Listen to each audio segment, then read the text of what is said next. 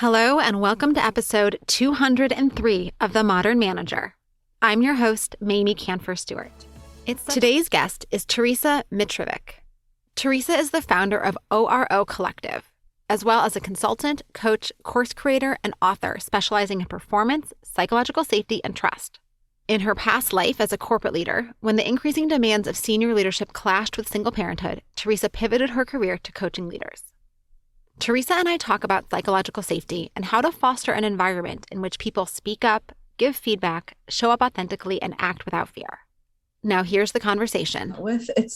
Psychological safety is a concept that's been popularized by primarily Amy Edmondson, and it's often seen as the capacity to feel as though you can really speak up, become vulnerable in the presence of your teammates and your boss without fear of judgment or making a career-limiting move. So when we think traditionally about psychological safety, we're thinking about the ability to feel confident or at least comfortable in speaking up and sharing our thoughts, our ideas, our concerns, our point of view, without feeling or knowing that people aren't going to judge us, they'll just be curious. I like to take it a step further as well, though, and think about, breaking psychological safety down into its component parts. So safety being that sense that actually you can take action. You don't have to hold yourself tight and close. You can actually take action. You're safe to advance, to move, to breathe. And psychological being, the function in your mind, how you're thinking, how you're processing what you're hearing, how you're making sense of the world around you. So as well as being this kind of dynamic that we experience at work, if we look at it at its absolute core, psychological safety is, in real basic terms, it's the opposite of psychological stress, right? Psychological stress keeps us feeling tight, constrained, protective. We want to naturally withdraw and keep ourselves to ourselves because there's just so much going on. We just need to be able to deal with what is. We just need to be able to cope and manage. Whereas when we're feeling psychologically safe, then we start to actually reach out and we start to engage with the world and we start to lean in a little bit more. And what's really interesting is the difference for us psychologically and neurologically is that when we feel psychologically safe, the energy in our brain moves into our prefrontal cortex, which is where our executive functioning sits. And I know you've done some work around executive functions as well, Mamie. But when we're feeling psychologically safe, that's the space that we're able to inhabit. And that space is where we start to feel like we're really kind of moving towards things. We feel curious and engaged. We're able to be more courageous and creative. That's where our adaptivity and resilience comes from. That's a place of really creative tension. And that's what, we can refer to as our connect mode. That's when humans are operating in connect mode. When we feel psychologically unsafe, we get pulled back into our limbic brain, which is a space that we inhabit when we're having that experience of fight, flight, or freeze. It's that experience of let's hold tight, let's wait, let's assess the situation. It doesn't feel safe right now. And when we're in that limbic part of our brain, that's where we start to get really fixed in our mindsets. The tension that we're experiencing isn't creative, it becomes emotional. We are very oriented around speed and urgency because we're trying to solve a problem as fast as we can. So rather than thinking about a breadth of responses and being really creative and big picture thinking, we go to what is easy and what is fast. So it's real quick, dirty reactions. We can get really short-term in our thinking and really siloed. And that's what we experience as our fight, flight, and freeze mode. And that's kind of, from a human perspective, that's us in protect mode. So if you think of it in terms of humans basically have two operating functions at our absolute basic level, we've got connect mode and protect mode. Protect mode is when we start to shut down. That's when we're feeling psychologically stressed and we're just trying to get out of the situation that's causing us stress. Connect mode is when we're starting to open up and engage differently with the world around us and start to think more constructively, more creatively, more developmentally.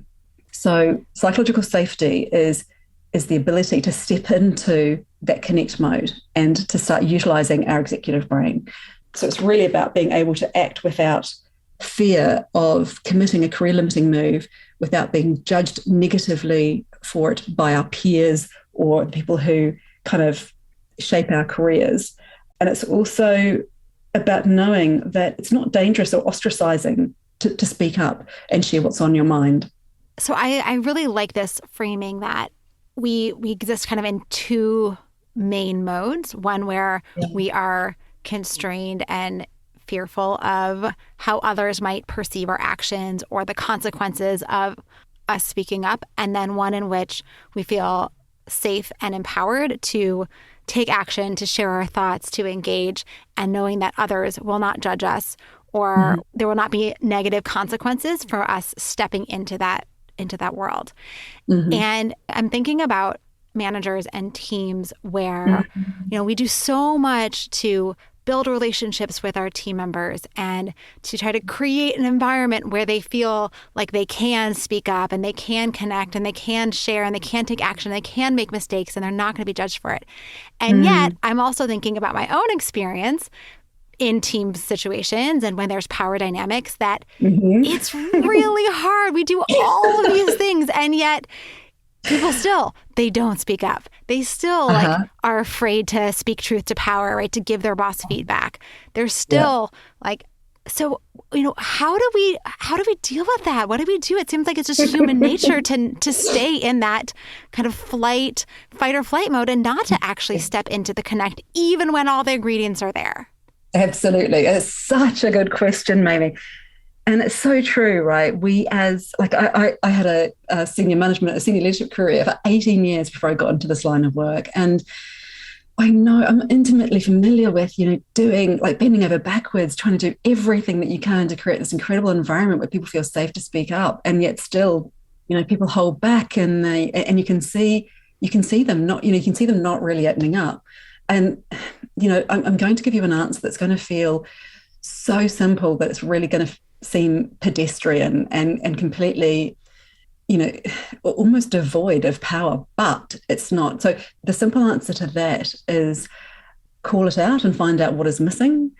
Because whenever there is someone, when you get that sense, and as managers, if you're paying attention, you can get a sense of people who are kind of withholding, right? People who are holding back and not really opening up and saying things, not really participating in the way that they're capable of participating. And so the first thing to do is to call it out in a really safe way. So that means, if someone's not in a place of psychological safety, if they're in connect mode, then the last thing you want to do is increase that sense of fear by calling them out in front of others, right? So what you can do is have a side conversation with them, and not one of those, come see me in my office kinds of conversations, but more of a, hey, I noticed that you're hesitant to speak up. And what we're looking for is for you to feel really comfortable leaning in, because your opinion really matters. So sometimes there are things going on for people behind the scenes that we're not aware of, and that can inhibit their ability to speak up or show up in the way that we believe they're capable of in a workspace. And this is particularly true of people who are having a really tough time at work, who are going through some really deep psychological experiences, or people who have some people from different cultures build relationships and build trust differently. People who have experienced trauma or ambiguous loss can experience trust differently as well. I'm talking about trust here because psychological safety and trust have a really close relationship with each other. And we'll touch on that later on in the conversation, I hope, as well. But psychological safety is a precursor to trust, right? So when we're talking about people speaking up at work, if they don't feel psychologically safe, then they don't trust themselves or each other in the environment that they're in, and therefore they won't contribute, they won't participate. And so a manager's role is to help them participate by feeling safe enough to trust the people that they're with. As a manager, you can't really control someone's level of psychological safety. All you can do is create the environment for it. So whilst you can take your employee aside or your team member aside and just say, hey, look, I notice that you're not speaking up. What's going on for you right now that's making you want to hold tight? What's happening that's keeping you quiet? Because we really need you. Your voice really matters. Your perspective, your view really matters. This is particularly true when you've got a diverse team membership where you rely on the difference of opinions to make sure that you have robust plans.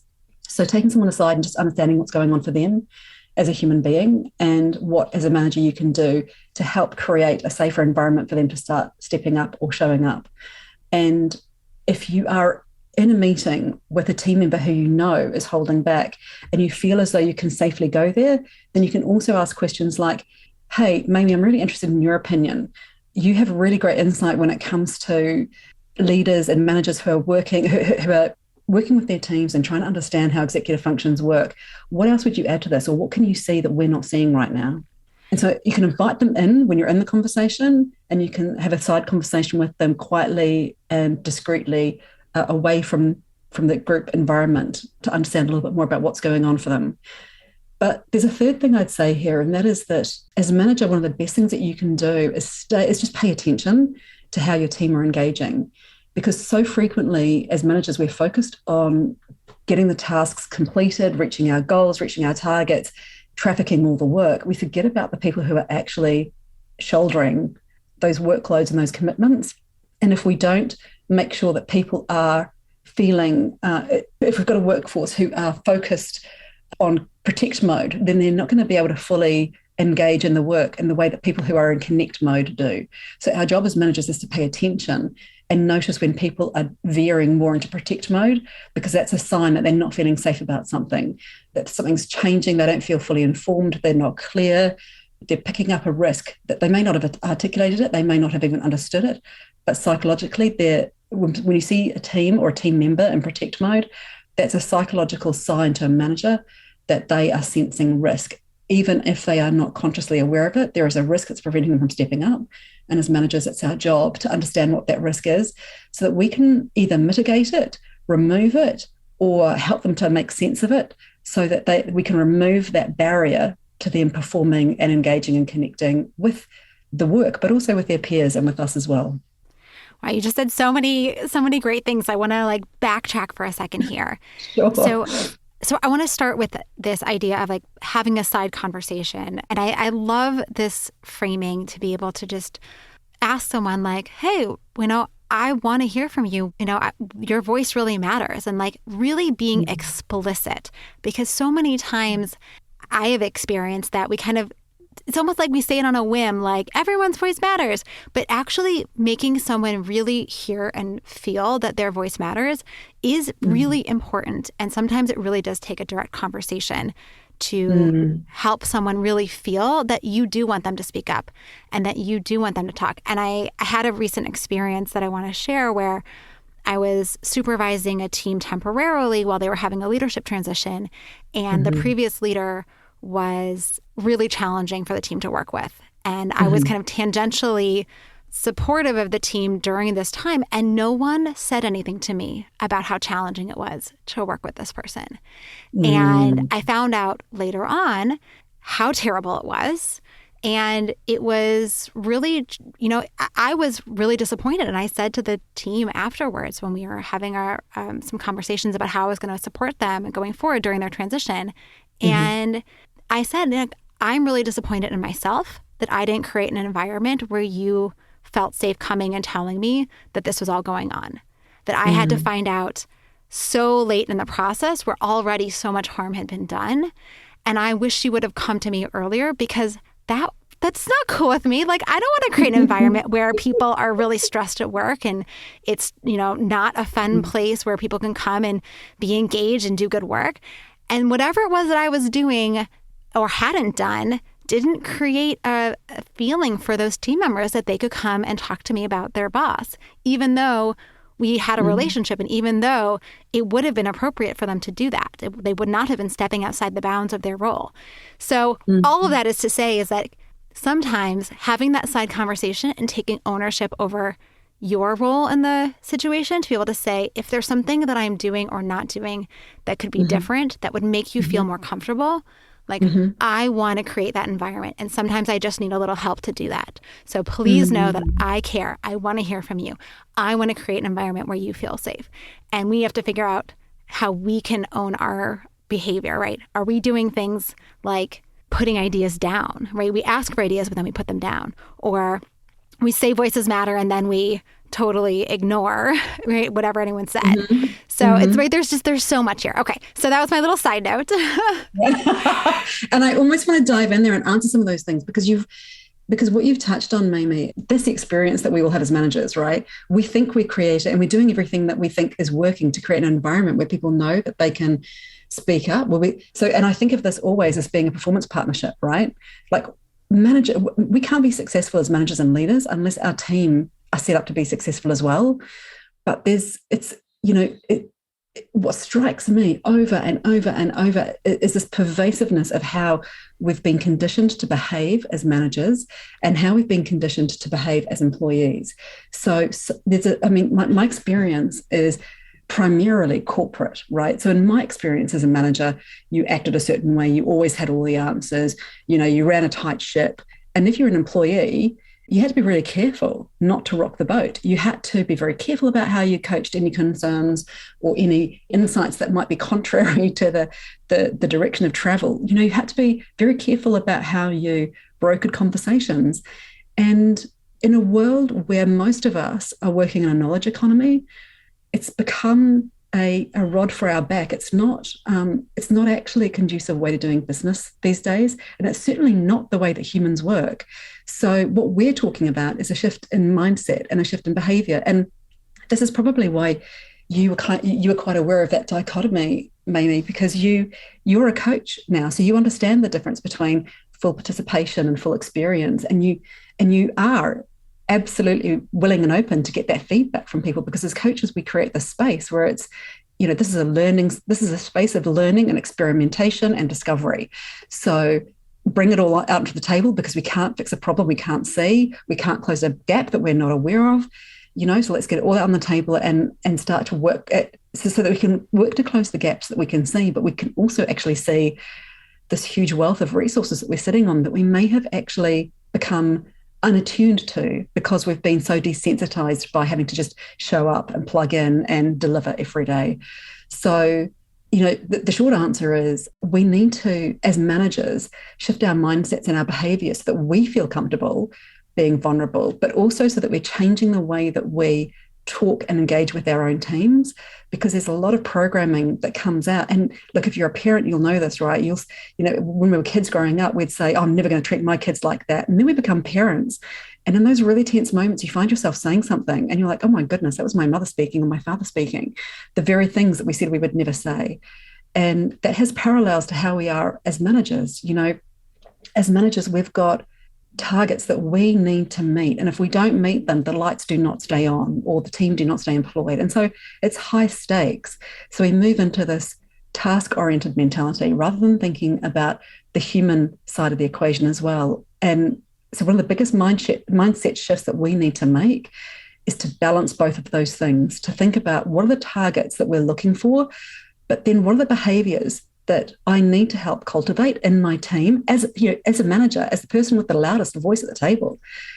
What is the environment that I need to cultivate so that these guys can actually start behaving in a way that's going to realize those outcomes? And that's really important because it's, you mentioned something earlier around, that you really wanted the team and you'd created this environment where the team could speak up, right? So you absolutely wanted them to be candid about what had been going on for them so that you could give them a better experience during this transitory period. And it's one thing for us to create those environments, but people don't trust them at first blush. As humans, we only trust what we know to be true, right? And so we have to feel it before we will change our behavior. And that's one of the biggest tests for managers, is that it's not enough to kind of to say, hey, I really want everyone to speak up and everyone's voice matters. You've got to also then show them. So it's almost a case of don't tell them, show them. And what that looks like in a meeting is if someone is brave enough to speak up and say, well, actually, our past manager was really controlling, the first thing that you say back to them is, hey, thank you so much for being the first person to pierce the tension in the air and call out the elephant in the room and get us started on this conversation. Thanks for going first. It's a brave move. And this is the kind of conversation that we need to be having so that we can solve the real problems here. Oh, I'm so glad you said that right, if we're asking for our team to speak up, then we need to celebrate it when they do. And Absolutely. To acknowledge that it's not always easy. And it's okay to say, thank you for taking the first step. Thank you for being brave. Thank you for opening this conversation. Thank you for giving me feedback, right? Whatever it is, just say thank you, acknowledge it, celebrate it. Exactly, because it doesn't need to, and here's the thing, right? Other people's opinions don't need to equate to our own for them to be valid. everybody's opinion is valid because it's a reflection of their own lived experience, their own viewpoint, their own worldview, right? And so we need to be able to hear it and not pay lip service to it, but to really hear it and say, hey, thanks for that. That's a really, and listen, you can say things like, that's a really interesting perspective if you think that it's crazy and really left field and you weren't expecting it. And look, you can even say, wow, that's a really interesting perspective. And to be honest, I wasn't expecting something to come from that direction, but that's real food for thought. And so you don't have to be okay with everything. You don't have to address everything. So if someone says something that's really uncomfortable, you can even say, wow, that's a really uncomfortable truth for me to hear. So if I was in a group and someone said, look, I think that, and I've been in workshops where people have said, hey, that's really uncomfortable. We're in the middle of this really difficult project right now. And in fact, actually, I was doing a workshop called Plot Twist with a university, and we were talking about learning and adapting through change, but I wasn't able to use the word resilience because resilience has been so overused through the past few years that it had become it felt almost weaponized. People were starting to feel as though resilience was being equated with, look, you just need to be able to suck this up and get on with it. You just need to be able to figure out how to sustain this never-ending ambiguity and changing landscape and hold it together. And so at the very front of the workshop, I said to them, there are some things that are going to be uncomfortable here, but I also want to encourage you guys and invite you to speak up and tell me if there is anything here that you feel uncomfortable with. You can step in as deeply as you wish. You can hold back if you feel like you want to just sit, you're not ready to engage. But if people say things to me in a workshop like, actually, this feels like it's really uncomfortable territory for us, then you can speak to that and you can say, it is, thank you for saying that. It is really uncomfortable. And that's part of why we need to bring it up, because otherwise you sit with that discomfort on your own. And I can guarantee you that if you're feeling uncomfortable, someone else around the table is feeling uncomfortable too. So thanks for being the first person to talk about it. And so you don't have to make everything okay for everyone. It's enough to acknowledge it, to say thank you. And if it's something that feels really big, you can always say, hey, look, that's a really big topic that we might not have time to go into today, but I don't want to lose it either. Can you let me sit with it for a little while and think about it? And maybe we can touch base, but let's come back to that in our next meeting together, once we've had a bit of time to digest and think about it and talk about it a little bit more. So it's all in the way that you create this rhythm of communicating with your team around, it's okay for you to speak up because I'm not going to shut you down. I'm not going to dismiss what you're thinking or what you're expressing. I'm going to hear it. I'm going to acknowledge you for saying it and having the guts to say it and be candid. So I'm going to acknowledge the courageousness. I'm going to acknowledge the statement, and I'm going to say to you whether you're going to hear from me whether we're weaving that into the next stage of the conversation or whether we're going to revisit it later. And if I don't understand, I'm going to ask you more questions. So people don't care about what we say, they care about what we do. So as leaders, we've got to be really conscious of that. And it takes practice, but we need to be able to create this cadence and this rhythm in our conversation where we make it okay for people to bring their thoughts to the table. And that doesn't mean that people can bring damaging thoughts to the table. So if someone speaks up in a way that feels damaging to someone else, then it's equally okay to catch them in that moment and say, I love that you're stepping up and that you're saying something. It sounds like it's quite a direct, that sounds like a direct piece of feedback for someone, as opposed to what could we be doing differently? So instead of, hey, this is what's wrong, let's flip that on the head and go, okay, so if we've got a gap, if we've acknowledged that there is a gap or an issue here, what would good look like? What does better look like? How do we want to flip that on its head? Because wherever there is a problem, there is also a possibility. So whenever, because one of the hard things for managers is when you're inviting people to speak up, sometimes you hear from people who are quite negatively oriented, shall we say. And that's okay as well. We don't want them to feel shut down, because we need to be able to show the team that everyone's voice genuinely does matter and that no one's going to be ostracized. So it becomes about, great, so that's a really good problem, or that's a really big problem that you're experiencing. What does the flip side of that look like? What is the possibility that exists within that problem? What do we want to do about it? Because some problems are temporary. Some problems are ingrained. Some problems are actually indicative of some serious risk further down the road. And so we actually do need to see those things. We need to come out of the woodwork, but it's up to us as managers to decide how we then use that information for good and for developmental and learning purposes, so that we become, as a team, And as a business, stronger, more robust, and more experienced, and more able to have these tough conversations with each other early, so that the tension that we would usually be holding on to if we stay in protect mode gets released. So rather than staying in protect mode, we're releasing that tension and people can move into connect mode faster. So I want to go down this path for just a second around the team environment, because we've been talking a lot about what managers need to do to create psychological safety, but we're not the only one in the room all the time. Right? We're not the only one who has relationships. And sometimes it's not what we're doing, or it's not fear that we're going to be the critical person or we're going to put down their ideas, but that someone else around the table is, that there's another team member who is always that critic, who's always judging people for their ideas, or is always the one who's kind of, creating an environment where people don't want to speak up because they don't want to deal with that person's remarks or that person's glares or that person's whatevers. So I'm wondering if there are approaches that you've seen or suggest for creating that team environment where people really understand how they're showing up and kind of what they're doing and contributing to create a psychologically safe team environment. Absolutely. So, and there are a number of things that people can do here, but one of the most important things is when you're in a group environment, in a team environment, and you've got a disruptive team member or a team member who speaks up and is actually quite disruptive and quite kind of agitates or offends others, the first thing that you can do as a manager, and this is one of the most difficult things to do, but it's also really powerful because of the way that it releases tension in the room, is you can say, depending on, and you can go in one or two directions here, you can say, okay, so thanks for speaking up. Whilst it's really important to hear your concerns, I just want to catch you around the way that you express them. And this is where you can start thinking about the difference between creative tension and emotional tension, and the difference in the way that we debate things and the way that we have conversations about things, because we can take a difficult topic and weaponize it or examine it together.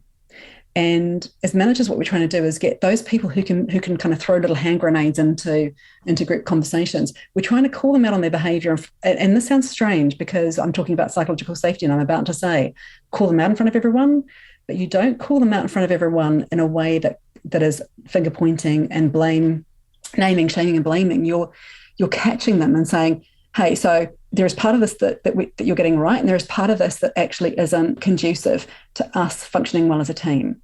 So, hey, thanks for speaking up.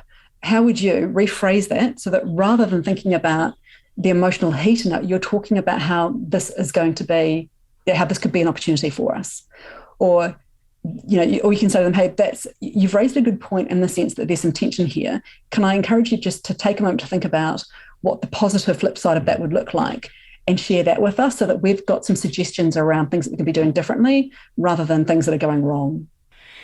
I think that's so helpful to think about, asking people in the moment, because part of creating psychological safety is letting our team members know that we are not going to allow poor or negative or damaging behavior to continue on. So when someone is being hypercritical, I'm imagining a conversation I was in a while ago where I unfortunately didn't speak up, and I probably should have. And someone was like, that's a terrible idea. Da, da, da. And they were like really in a very aggressive way putting down an idea. And I remember feeling like very caught off guard because it wasn't what I was anticipating was going to happen in this conversation. Yeah. And at the time, I don't think I had the mental presence or the comfort to be able to speak up and say, wait a second here, like before we tear this idea apart, like let's hold judgment for a minute and let's just look at this idea on its face and let's list out what might work, what might be challenging, right? We don't need to be critical. We don't need to use words that is things like, that's a terrible idea. We can just say, hey, that idea I see some potential watch outs, right? I see some concerns or this part makes me nervous. So acknowledging it in the moment is so important. And then having that conversation, as you said before, pulling someone aside and saying, hey, the way that you're showing up, I love that you're being critical. I love that you're voicing concerns and dissenting opinions, because that's what we need to make these ideas stronger. But the way you're doing it isn't feeling so good. Yeah, and it's important to have both of those conversations, right? Have the conversation in the group where people can see that damaging behavior is getting caught and corrected, and to your point, unpicking that with people at the table and saying, so you've raised a really great point. Let's try to understand that better and see how we can use that, how we can learn from it. Another conversation quietly with them and saying, your voice is really important. And when you raise these concerns, we really need to understand the risk that sits inside of them. But, we have a better chance of doing that if we are listening to you openly, and we can only do that if it doesn't come across as aggressive. Because the challenge when you're having a one-to-one conversation with someone who can be a little bit reactive like that, or who can be quite dismissive of other people, is that they won't realize, they're showing you that they don't have a lot of self-awareness, right? They're not able to regulate their emotions or their behavior or their composure in a group meeting. So taking them aside and saying, your view really matters. We need the dissenting opinions. We also need them to come in a way that actually gives us material that we can work with constructively. Because when you bring in things that feel like actually, it's blaming or accusing, then people get defensive and they stop hearing, and it ceases to be a moment that we can learn from. So great. All right. So unfortunately, we're running out of time, so we have to shift to our end. So can you tell us, Teresa, about a great manager that you worked for and what made this person so fantastic? Absolutely. So the manager that I worked for, who was amazing, was actually a manager that I worked for in London when I was working at Universal Pictures. And she was everything that you would hope a manager could be, in that she gave me a great sense of autonomy. She was always really clear on the expectations, but she allowed me to come up with the strategy for how those expectations would be delivered. So she was a perfect manager from a safety or psychologically safe performance perspective, because what she did was give me incredible clarity around what was expected of me, both in terms of outcomes, but in terms of how I was showing up and the relationships that I would be managing and how best to manage those. And then also she cleared the path for me as well. So we would have regular one-to-ones. And this is another thing, right? Having touch points with your team to make sure that you are creating space for them to perform 100% well. So removing ambiguity where you can, creating a degree of certainty around expectations, staying in touch with them around what's changing, but also checking around what's working for them, what's not, what additional support they need, any advisory, any access to other people or equipment. And she did all of those things really, really well. So I remember sitting down with her for my first one-to-one, and me, with my long list of all the things that I'd been trafficking, and her saying, okay, so that's an operational update. Let's move into our one-to-one now. And the one-to-one conversations that she was doing, this is what I advocate to the clients that I work with now as well, was more around the lines of what's working, what's not, what do you want to be doing differently, and how can I help? And so we had regular touch points that were developmental in nature, but they also, by virtue of being developmental and asking me, what's working, what's not, where could you use some additional support or even challenge and stretch.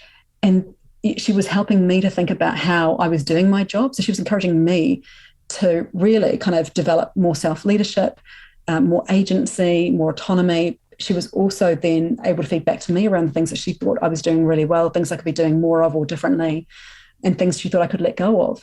So it became a conversation that was really about great performance, but it wasn't just about the outcomes. It was a holistic kind of view of performance. It was about the outcomes that you're getting and how you're getting them. So the way that you are thinking and behaving that's leading to those outcomes. And that was absolutely perfect. And outside of that, she let me run. And the impact of that was that I felt supported. I felt challenged. I knew that I could go to her with questions, but we spent very little time talking about problems and a great deal of time talking about growth and expansion and possibilities and opportunities. And actually, the only difference from any other role I'd been in was the way that she was approaching it. So the way that she set it up from a perspective of, with every problem, there is possibility and potential. So bring to me what you see, what you're experiencing, but also what you as tension and a problem, but also what you see on the other side so that we can make that happen. And so it was this perfect combination of clarity and precision of here's what we need to achieve, but then also giving me the room to achieve it with this kind of backstop of accountability as well. And that's, I think, the challenge for managers is creating this environment where you're stripping all the uncertainty and ambiguity out of someone's role, but you are saying to them, you're here because of your skills, your experience, and your attitude, and we want to see you fly in this role. So we're going to signpost the things that we need to see happening, and we're going to tell you ultimately the value that you're here to add, and then we're going to help clear the way and give you the support that you need to make those things happen in the best way possible. And that ultimately is what psychologically safe performance is about. Oh my gosh, amazing. And where can people learn more about you and keep up with your work? So people can find me at orocollective.space online, and ORO Collective on LinkedIn if they want to come and join us there. So those are two best places to find us. But we also have a special offer for Modern Manager listeners as well. So if people want to jump across to orocollective.space/the Modern Manager, all one word, they'll see a 30-day team reset, which is basically a high-performance, trust-based system to reset performance and culture in your team in 30 days. Awesome. And we will have those links in the show notes for anyone listening who wants to find them. So thank you so much for joining me. This was such a full and robust conversation. I so appreciate you. Thank you so much for having me on your show, Mamie. I really appreciate having the conversation with you. It's been great. Teresa has made her Coaching as a Manager guide available to members of the Modern Manager community. This video walkthrough will help you refine the relationship you have with your team and begin the process of converting emotional tension into creative tension while helping your team to learn, fail, and continually develop with greater psychological safety. To get this guest bonus and many others, you must be a member at the Sprout level or above. To join, go to themodernmanager.com/join. And if you work for a government or nonprofit agency, you get 20% off of any membership level. All the links are in the show notes, and they can be delivered to your inbox when you subscribe to my newsletter. Find that at themodernmanager.com. Thanks again for listening. Until next time. Meetings are one of the most critical components of healthy collaboration, and teams are at the heart of how we work. Meteor helps you use your time in meetings productively, build healthy relationships with your colleagues, and move work forward. To learn how we do it, visit meteor.com. That's MEETEOR.com. You've been listening to The Modern Manager. You're already becoming a rock star boss of a thriving team, I can tell. To ensure you never miss an episode, subscribe to the show in your favorite podcast player and join the mailing list at mamieks.com/podcast. That's MAMIEKS.com/podcast to get show notes and other special content delivered directly to your inbox. Thank you so much for listening. Until next time.